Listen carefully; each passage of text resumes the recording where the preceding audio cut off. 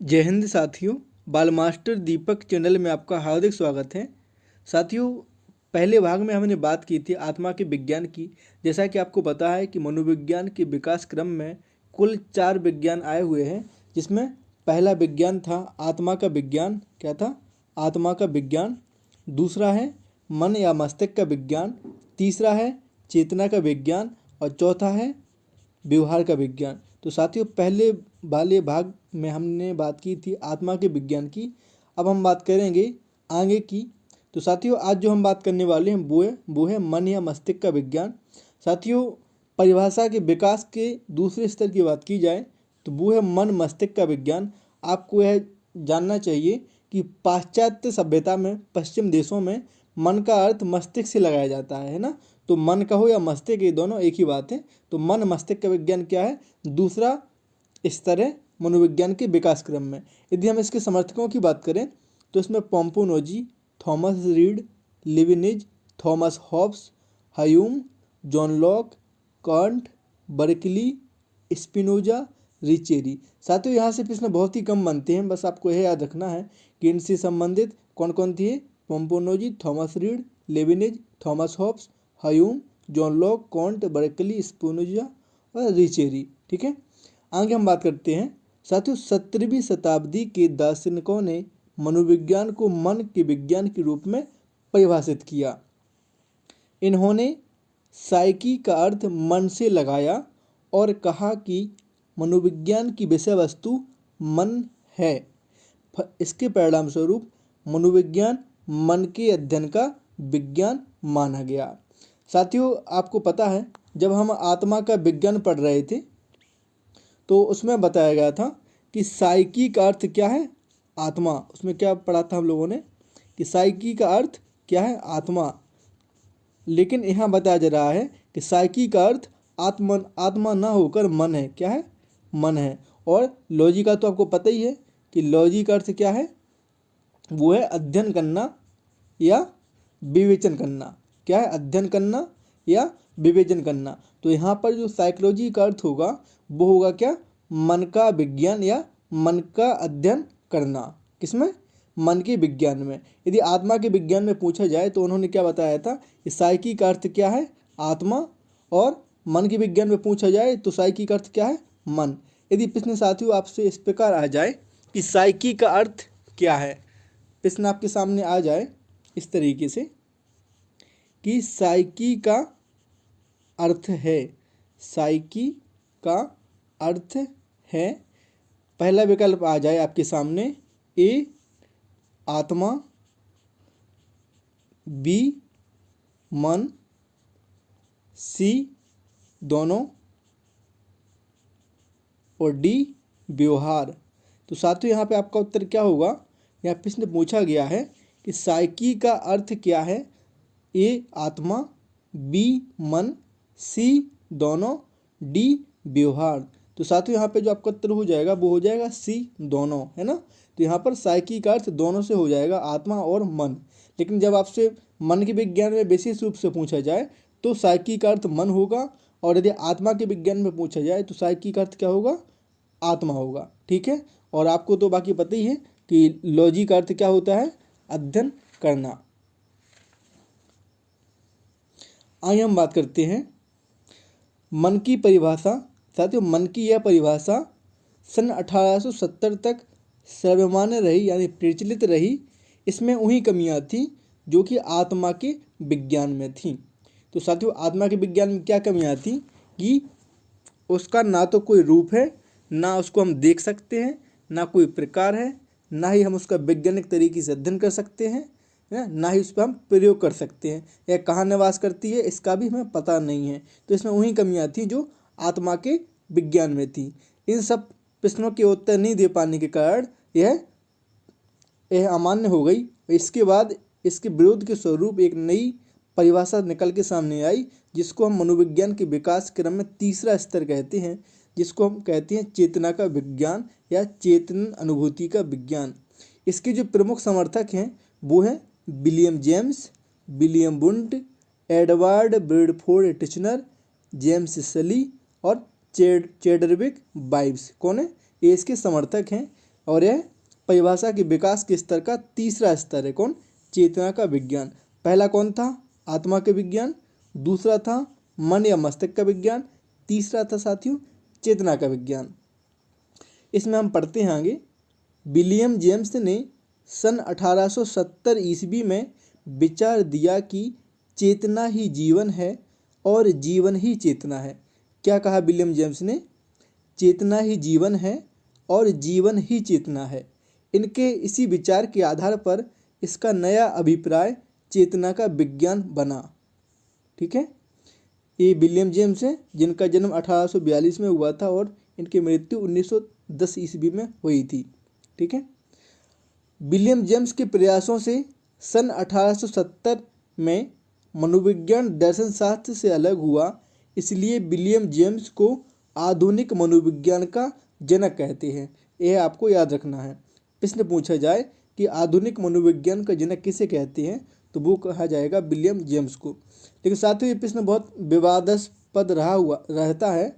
एक प्रश्न आया था अभी हिमाचल प्रदेश स्टेट में 2020 के, जिसमें पूछा गया था कि आधुनिक मनोविज्ञान के जनक कौन हैं। विकल्प में था विलियम जेम्स, विलियम वुंट और दो अन्य नाम थे। तो उसमें जो उत्तर माना गया था साथियों, वो माना गया था किसको? विलियम वुंट को उत्तर माना गया था। वैसे मैं वास्तविक रूप से बताऊं तो साथियों किसी भी ऑथेंटिक बुक में ये कहीं नहीं लिखा हुआ है कि आधुनिक मनोविज्ञान के जनक विलियम जेम्स हैं या विलियम वुंट हैं।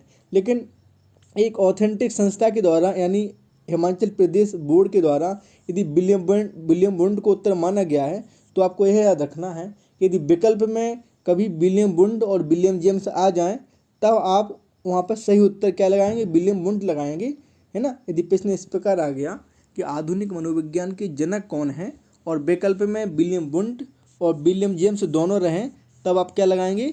विलियम वुंट को लगाएंगे। लेकिन यदि विलियम वुंट नहीं है विकल्प में, तब आप इसका उत्तर विलियम जेम्स लगाएंगे। ठीक है, तो ये आपको याद रखना है। तो यहाँ तो अभी हम विलियम जेम्स को मान रहे हैं, लेकिन यदि विकल्प में विलियम वुंट और विलियम जेम्स दोनों आ जाएं, तब आप विलियम वुंट को वहाँ पे सही उत्तर लगाएंगे। ठीक है, तो विलियम वुंट क्या हो जाएंगे? आधुनिक मनोविज्ञान के जनक। किस कंडीशन में? जब विलियम जेम्स और विलियम वुंट दोनों सामने उत्तर हों आपके। आगे बात करें तो साथियों सर्वप्रथम विलियम जेम्स ने 1890 ईस्वी में अपनी पुस्तक प्रिंसिपल्स ऑफ साइकोलॉजी यानी मनोविज्ञान के सिद्धांत नामक पुस्तक में मनोविज्ञान को चेतना की अवस्था के रूप में परिभाषित किया। तो यहाँ पे साथियों आपका एक नंबर का प्रश्न यह बन सकता है कि विलियम जेम्स की पुस्तक का क्या नाम है, तो आपको बताना पड़ेगा प्रिंसिपल्स ऑफ साइकोलॉजी। अन्य विकल्प में दिए रहेंगे आपके एजुकेशन साइकोलॉजी जो कि थॉर्नडाइक की है। एक क्वेश्चन आ जाएगा outline of psychology, principle of psychology. तो आपको बताना पड़ेगा कि विलियम जेम्स की पुस्तक कौन सी है, तो वो है प्रिंसिपल्स ऑफ साइकोलॉजी। या प्रश्न इस तरीके से पूछ लिया जाएगा कि प्रिंसिपल्स ऑफ साइकोलॉजी किसकी पुस्तक है, और विकल्प में दे देगा आपको विलियम जेम्स, है ना, विलियम वुंट, और आ जाएगा जेबी वाटसन, और चौथा विकल्प दे देगा कोई अन्य जैसे स्किनर या थॉर्नडाइक। तब आपको यहाँ पे क्या ध्यान रखना है कि जो प्रिंसिपल्स ऑफ साइकोलॉजी पुस्तक है वो किसकी है? अमेरिकी मनोवैज्ञानिक विलियम जेम्स की। ठीक है, आगे बात करते हैं साथियों जो चेतना का विज्ञान है। आगे इस परिभाषा को अन्य मनोवैज्ञानिकों का समर्थन मिला जिनमें विलियम वुंट प्रमुख हैं, है ना। यह विलियम वुंट हैं साथियों जो कि जर्मन मनोवैज्ञानिक हैं जिनका जन्म सन 1832 में हुआ था और निधन 1920 में हुआ था। ठीक है, तो ये जर्मन मनोवैज्ञानिक हैं, आपको यह याद रखना है। विलियम वुंट ने जो एक नंबर साथियों बन सकता है इनकी इस मैटर से, ये बहुत ही आवश्यक बात है जो आपको याद रखनी है कि विलियम वुंट ने सन 1879 ईस्वी में जर्मनी के लिपजिंग शहर के लिपजिंग विश्वविद्यालय में मनोविज्ञान की सर्वप्रथम प्रयोगशाला स्थापित की। इस कारण विलियम वुंट को प्रयोगात्मक मनोविज्ञान का जनक कहा जाता है।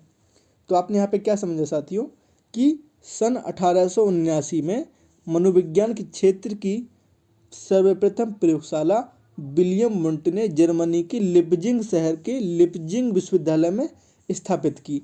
और साथियों, जो लिपजिंग विश्वविद्यालय है वर्तमान में इसका नाम बदल के क्या हो गया है, कार्ल मार्क्स विश्वविद्यालय। आपको पता है कि कार्ल मार्क्स कहाँ के थे, जर्मनी के थे। इनकी प्रसिद्ध पुस्तक का नाम क्या है, दास कैपिटल। क्या नाम है, दास कैपिटल, है ना। तो लिपजिंग विश्वविद्यालय का नाम वर्तमान में क्या है, वो कार्ल मार्क्स विश्वविद्यालय। तो यहाँ पे आपको दो ही बातें याद रखनी है कि प्रथम मनोवैज्ञानिक प्रयोगशाला कब खोली गई, तो वो खोली गई सन 1879 में। किसने खोली, विलियम वुंट ने। कहाँ खोली, तो वो खोली साथियों जर्मनी के लिपजिंग शहर के लिपजिंग विश्वविद्यालय में। ठीक है, क्या नाम, जर्मनी के लिपजिंग शहर के लिपजिंग विश्वविद्यालय में सन 1879 में विलियम वुंट ने मनोविज्ञान के क्षेत्र की प्रथम प्रयोगशाला खोली। ठीक है, और साथ ही जो है प्रयोगशाला है इसमें किस पे अध्ययन किया जाता था, संवेदना, संवेग ना, इन सब मानसिक क्रियाओं पर अध्ययन किया जाता था। किसमें, जो मनोविज्ञान की प्रथम प्रयोगशाला थी, है ना। तो किसका अध्ययन किया जाता था इसमें, संवेदना, संवेग जैसी मानसिक क्रियाओं पर इसमें अध्ययन किया जाता था। ठीक है, आगे जो आपको भारत के संदर्भ में साथियों याद रखनी है बात, कि भारत में सन 1916 में डॉक्टर एन सेनगुप्ता द्वारा कलकत्ता विश्वविद्यालय में प्रथम मनोविज्ञान प्रयोगशाला स्थापित की गई। तो साथियों, विश्व के संदर्भ में पूछा जाए कि प्रथम मनोवैज्ञानिक शाला कब खोली गई, तो वो खोली गई 1879 ईस्वी में। लेकिन पूछा जाए स्पेशली कि भारत में कब खोली गई प्रथम प्रयोगशाला मनोवैज्ञानिक, तो वो खोली गई सन 1916 में। किसने खोली, एन सेनगुप्ता, और इनका पूरा नाम है नरेंद्र नाथ सेनगुप्ता। ठीक है, और कब खोली गई है, 1916 में। कहाँ, कलकत्ता के कलकत्ता विश्वविद्यालय में खोली गई। ठीक है, तो विकल्प आ जाएगा इस तरीके से कि भारत में प्रथम प्रयोगशाला कब खोली गई। विकल्प में रहेगा 1915, 1916, 1918, 1914। तो आपका यहाँ से उत्तर क्या हो जाएगा साथियों, वो हो जाएगा आपका 1916।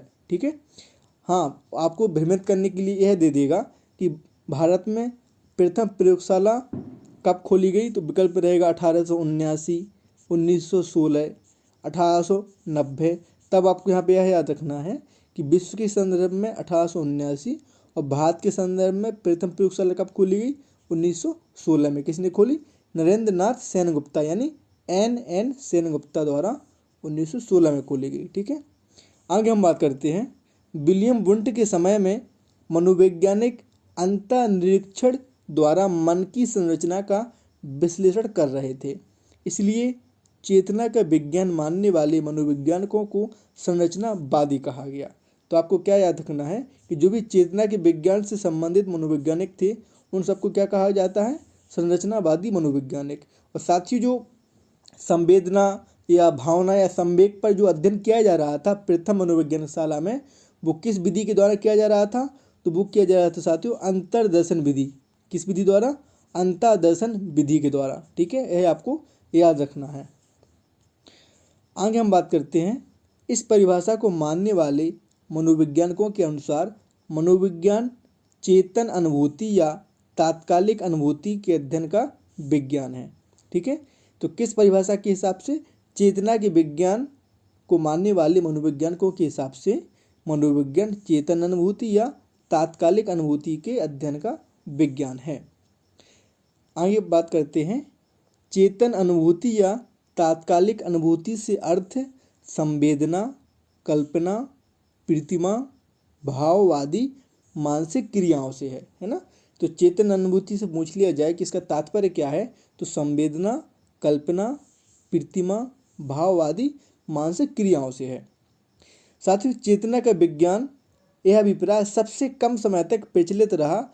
यह सन 1900 आते आते मात्र 30 वर्षों में समाप्त हो गया। आपको पता है कि 1870 में इसका आरंभ हुआ था और सन 1900 में यह समाप्त हो गया। तो अगर पूछा जाए यहाँ पे कि 4 विज्ञान में सबसे कम समय किसका रहा, तो वो रहा चेतना के विज्ञान का। यह सिर्फ 30 वर्षों तक ही चला, है ना, 1870 ईस्वी से सन 1900 तक।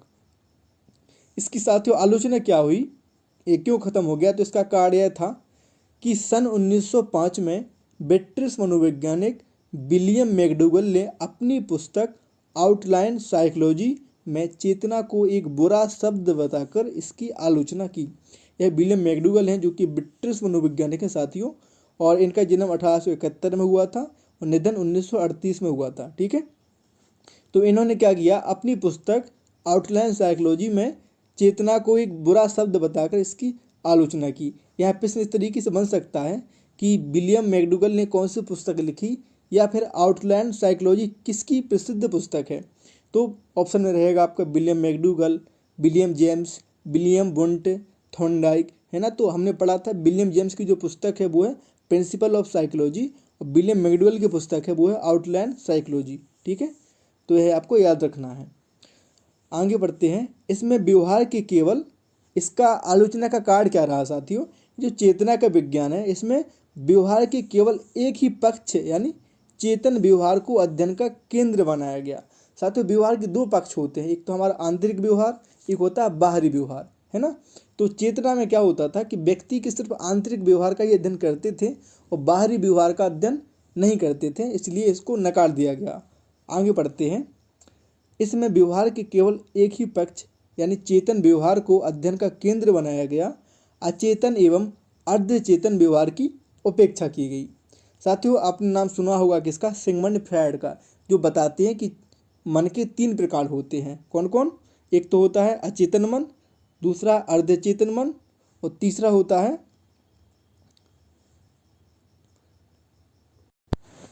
चेतन मन। तो साथियों जो विलियम वुंट हैं या विलियम जेम्स हैं, इन्होंने क्या किया, सिर्फ चेतन मन का अध्ययन किया, है ना, सिर्फ चेतन मन का अध्ययन किया और अचेतन मन और अर्धचेतन मन को इन्होंने छोड़ दिया, है ना। तो इनकी आलोचना क्यों की गई, क्योंकि इन्होंने जो सिगमंड फ्रायड ने 3 मन बताए हैं, अचेतन मन, अर्धचेतन मन और चेतन मन, तो चेतन मन का ही अध्ययन किया, अचेतन मन और अर्धचेतन मन को इन्होंने छोड़ दिया। इस कारण इसकी आलोचना हुई। आगे और क्या है इसका आलोचना का कारण, कि केवल मानव व्यवहार का अध्ययन किया गया, इसमें केवल मानव व्यवहार का अध्ययन किया गया, जीव जंतु तथा अन्य प्राणियों के व्यवहार को जगह नहीं दी गई। इसमें चेतन व्यवहार का अध्ययन अंतःदर्शन विधि द्वारा, किस विधि द्वारा, अंतःदर्शन विधि द्वारा किया जाता था। इस विधि में व्यक्ति अपने अंदर झांककर अपने अनुभवों एवं व्यवहार को बताता है। इसका प्रमुख दोष यह है कि कोई व्यक्ति अपने दोषों को छुपा लेता है और गुणों को ही बताता है, जिस कारण यह वस्तुनिष्ठ, वैध तथा विश्वसनीय नहीं थी। सही बात है साथियों। जैसे कोई आपसे पूछे कि आप अपने मन के अंदर झांक कर बताओ कि आप कैसे हैं, आपको क्या अच्छा लगता है, तो साथियों आप लाजमी है कि आप अच्छी अच्छी बातें बताएंगे। जो आपका बुरा पक्ष होगा, जो आपके अवगुण होंगे, जो आपके दोष होंगे, आप उनको छुपा लेंगे। तो इस कारण से किसी भी व्यक्ति का जो व्यवहार था वो स्पष्ट रूप से सामने नहीं आता था।